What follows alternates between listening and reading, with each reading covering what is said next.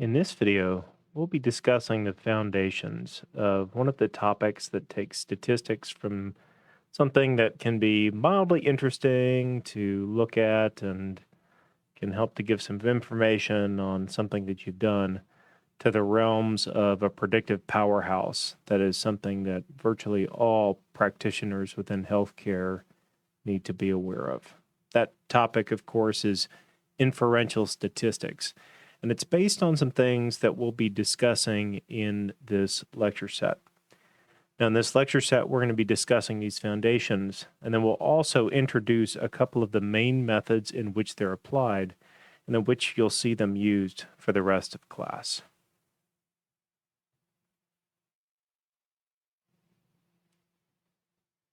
What I'm going to teach you in this lecture set is some very powerful techniques for making large-scale decisions utilizing statistical processes.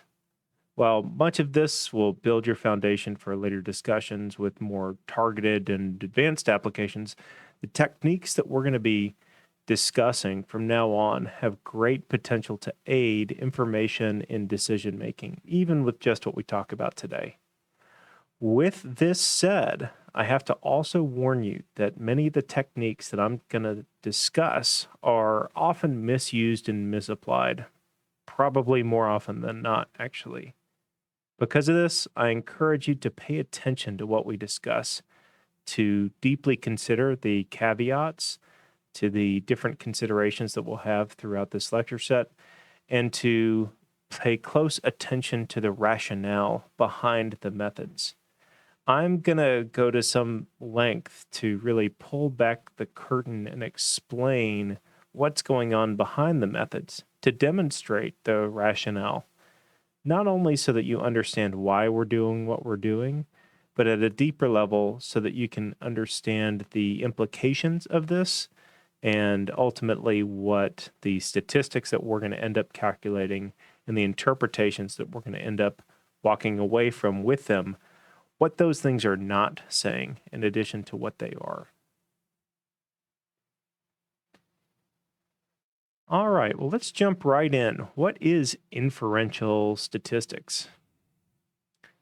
So, what we've been working on thus far in class has been considered from a traditional perspective, descriptive statistics. Ultimately, these statistics describe what occurred within the sample. So you can think about things like the mean or variance or standard deviation or range, all as descriptive statistics. Incidentally, one thing you may not think of, and we haven't discussed it in class yet, is graphical techniques. These tend to be considered descriptive as well because they describe what has occurred previously. Often, though, we really want to make decisions and use our data to regard not just the sample, but the population that's represented by the sample. So consider a couple of examples of when we might want to do this. We might be trying out a new medical procedure and implementing it in a couple of hospitals. But the goal is not to make a decision about the effectiveness just in the hospitals we're trying it out in.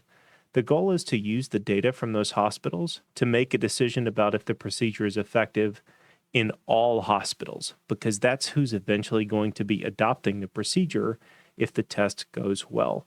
So our sample and the decisions we're making are not actually regarding the sample. We're using the sample of a couple of hospitals trying this out to make decisions regarding the broader population. Or consider discussing or studying a new intake procedure in the ED, the emergency department. We'd like to make a decision about the procedure as it will relate to all of our patients, not just the ones that we sample for the study. What's fascinating about this is in, say, a study where we pull all of the ED patients in the last 30 days, this doesn't actually represent the patients that we want to make a decision regarding. If we're looking at a new intake procedure,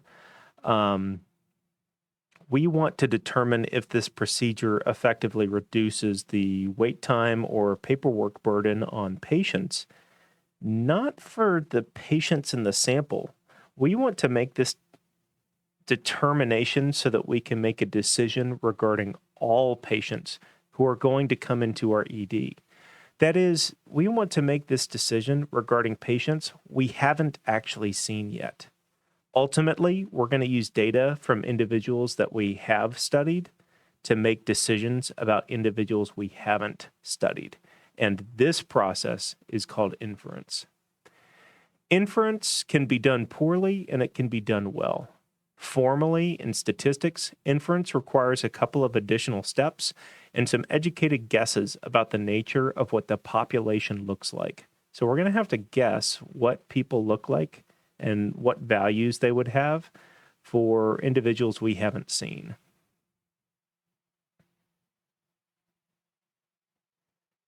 The difficulty of inferential statistics, and again, think about what inferential statistics is for a moment.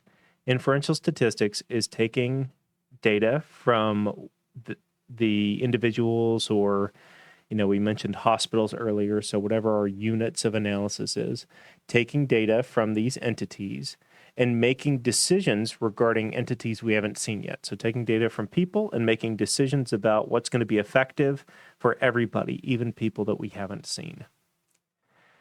So the difficulty of this is that when we apply results outside of the people we actually saw, now we have this introduction of the idea of error. That is, the people that we did see might not have exactly the same numbers as the people we didn't see. What's interesting is that the individuals that we're studying are, again, not individuals we've actually examined. We really hope our sample is a good guess of those other people, but we need to be realistic and realize that our guess isn't going to be a perfect guess, even if it's made from the data from the same population, the sample from the same population. Here, when we talk about this error component, we're just acknowledging kind of an obvious fact that there's at least some difference between our sample and the population. So think of having a sample of 30 and a population of 300,000 patients that will serve with this procedure over time, or a sample of 30 and 300,000 patients in all of the hospitals we seek to implement this. And there's some difference between the estimate from our sample of 30 and what the actual value would be if we collected data from all 300,000 patients. Our sample probably is going to get us a better guess than we would have come up with by ourselves. But again, it's just not exactly the same as what the population from the whole world would have gotten us. And that is the error. That's our sample being a little bit off of what we're trying to make a decision regarding. What's interesting is that with a continuous outcome, the sample statistic, and whenever you hear me say sample statistic in this lecture set, and I'll say it several times, statistic, you can think of like a mean. A mean is an example of the statistic. The X bar would be the sample mean, and then the population parameter version would be mu. So whenever you read sample statistic, it's just a general way of saying the mean. But I could also plug in the sample standard deviation or the sample interquartile range. So statistic is kind of a general placeholder. If that's too complicated, though, and I'll do this some later too, just plug in X bar for sample statistic and mu for population parameter. In that case, this would say, note that the X bar will never perfectly match mu, which might make sense. Again, a mean from a sample of 30 isn't going to be perfectly exactly the same thing as a mean from a sample of 30,000, even if we randomly sampled the 30. What's interesting in the end parentheses here, nor a statistic from a different sample, is that if I took a different sample of 30, then that's not going to match either. So if I take two samples of 30 individuals, they're not going to necessarily have the exact same mean as each other. We'll talk about that more in a second. The thing, though, is that if the sample statistics are always going to be wrong, we kind of have some questions about the process of using sample statistics, that is, the sample mean, to estimate the population parameter. First is, how wrong is it? And actually, maybe more relevant, how can we still use this? Like, is it too wrong to be usable? Or what? Like, what does it mean to be wrong? Is it just kind of a mathematical technicality and we can just ignore it? And so that actually is what the approach of inferential statistics is. Ultimately, in inferential statistics, we try to quantify how wrong our results are, or inversely, how right they are. In fact, you'll hear this happen that whenever I talk about confidence or error, these things often are included in the same idea. So we'll have how wrong, but the opposite of being how wrong is how right our results are. So inferential statistics, one of our big goals is to quantify how wrong they are and use them within that context. Now, there's two ways that we implement this process, and two ways we'll discuss the implementation of this process in this lecture set. The first one is a hypothesis test. In a hypothesis test, we have a hypothesis that we're making. We're trying to make a decision, so it's very decision-oriented. So we're trying to make a decision. Often this is a comparison, either between data from different samples or data from a sample compared to historical trends, where we're going to use the sample data or data from a sample compared to other existing trends that you want to compare to. We're going to use this sample data to compare to that trend, and we're going to treat that trend as the population, and ultimately see which is the most reasonable option for the population. So we might have two different population alternatives, and we're going to see which one seems most reasonable. And we'll talk about that heavily in depth in one of the lecture sets we discuss later on. The second way that we can implement an inferential statistical process is through a confidence interval. Now, I'll say that a confidence interval isn't available for every question. So there are some questions that or some situations and research designs that we can only implement a hypothesis test because they're too complex for a confidence interval implementation. But when useful, when possible, a confidence interval is extraordinarily useful. Ultimately, the confidence interval is where we use sample data to create a reasonable range, which we'll call an interval, that we believe the population value will be in. So for instance, by the end of learning how to construct a confidence interval, you'll be able to take some data and then construct a range that is two numbers that we think the value is going to be between. So for instance, if I constructed a range for how hot it is outside, I might say between 70 and 80 degrees. Someone who has mastered the ability to create a confidence interval can create that with a certain degree of confidence. They can say, I'm 90% confident that the true value is within this range, or even 99% confident that the true value is within this range. And that can be an extraordinarily useful thing within the context.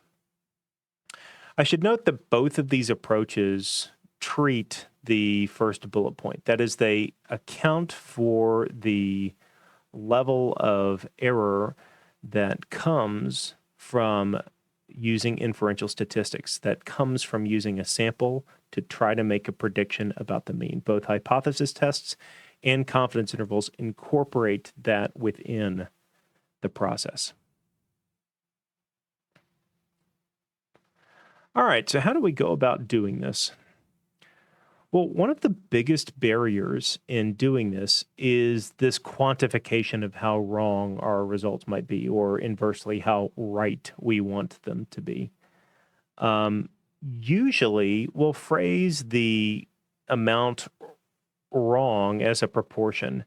and look at this kind of like a percentage. So I want to allow 10% error in my guess, or I want to be 90% confident that my guess is going to be correct. Well, that's the way in which we'll discuss this in inferential statistics. Now, alpha is the proportion of error. So in this particular example, if I'm 90% confident, that would be associated with a 10% error rate. And alpha would be the proportion, which is the decimal form of the percentage. So alpha would be 0.10, the decimal version of the error. Now, depending on the context, it can be more common to refer to error versus confidence level. So, for example, in confidence intervals, we typically refer to the confidence level rather than the error, while in hypothesis tests, we tend to refer to the error proportion rather than the confidence level. Just remember that these are directly related. So if I say, after accounting for error percentage, that's the same as after accounting for the confidence we want it to be, and vice versa. As you can see, these are going to add to 100. So if I'm 80% confident, that would allow 20% error. If I allow 1% error, that would be 99% confident. All right, so we are going to quantify how wrong our results are going to be in terms of a percentage.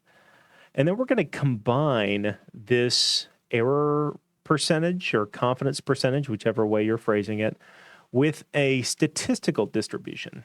For example, you may have heard of the normal distribution, with a shape that we think the population values are going to follow. So in a confidence interval, after this, we'll convert the distribution to the scale of our data. In a hypothesis test, we'll convert our data to the scale of the distribution. And then for both, we can use them to make decisions. And that's pretty much it. We're going to discuss the details more in the future videos in this lecture set. I will say that ultimately this concept of combining with a distribution and the shape of the population, that is, we're picking a distribution with a shape we think the population values are going to follow. Distribution is just a mathematical formula. We'll mostly look at them graphically. But we're literally assuming what the data of the whole world looks like for mathematical convenience. And the accuracy of that assumption that everybody matches with our math formula is one of the largest limitations on the effectiveness of this strategy. I guess the second large limitation is that our sample is a random sample from the population. That can drastically impact what decisions we can make too. So guessing can get us an equation for what the population values look like without ever looking at them. And it really seems very arbitrary when we guess at this distribution. And frankly, that absolutely would be, if not for one key, extremely important mathematical theorem called the central limit theorem. This is going to be a focus in the next video, and I don't want to steal the thunder. I do want to say, though, that it is going to mathematically demonstrate where we can come up with a distribution that's not arbitrary, but that's mathematically determined, and we know the population values are going to follow it.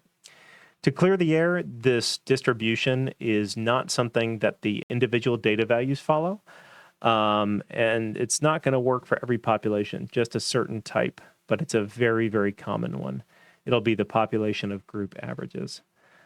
So we'll start by, in the next video, diving into this and seeing exactly what this says, exactly when this is applicable, and move on from there.